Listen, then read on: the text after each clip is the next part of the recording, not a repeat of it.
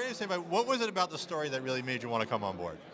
Well, I fell in love with the books. I love to read, and I always felt like if there was a way to combine my love of reading with the love of music, that would be the ultimate thing, right?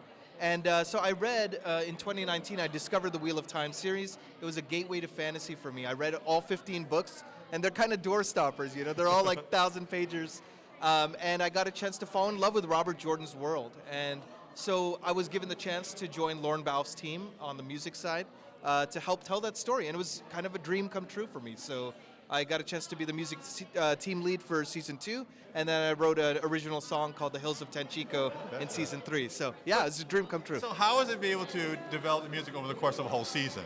Sometimes they only come in for an episode. It must be great for you to kind of see it through.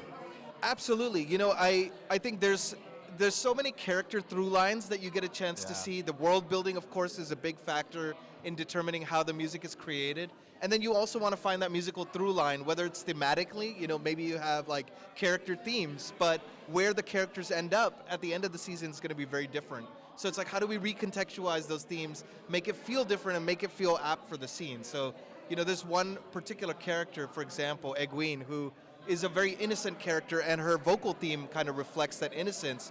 Later on, the show takes a darker turn in season 2, and we twisted and warped her theme a little bit so that it feels like a twisted version of that innocence. So yeah, it's fun to find these little ways to, have an arc musically, I guess you could say, even through a season. When you have such a wonderful, vivid world, it must be sometimes challenging to keep it grounded on the character. Yes. Is that something you focus? We got to keep the music based on the character and let the visuals tell its own story.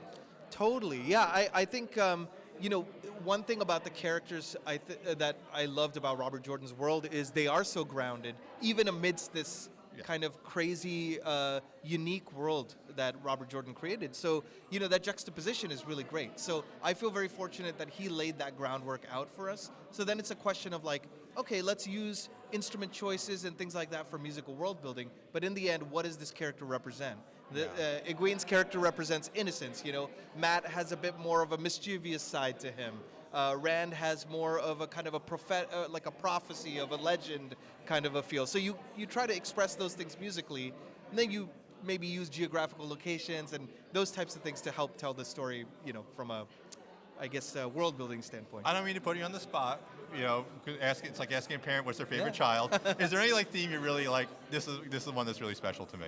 Yeah, I would say right away. I feel very grateful to Lorne Balfe for giving me the agency to kind of run with this. But getting to write The Hills of Tanchico in season 3 was a culmination for me of my musical interest, which is taking instruments from different cultures, combining them in weird ways where it's like, what is that sound? Where is that from? I can't place it, And if you can't place it, then it belongs to this world and not like, oh, now we are in this geographical location in our world. Right. So, combining Malaysian instruments, African instruments in a sea shanty, it's like, it almost seems like a disparate combination. But when you put them together, you create something that feels cohesive and belongs to that world. So that was like my absolute favorite dream come true.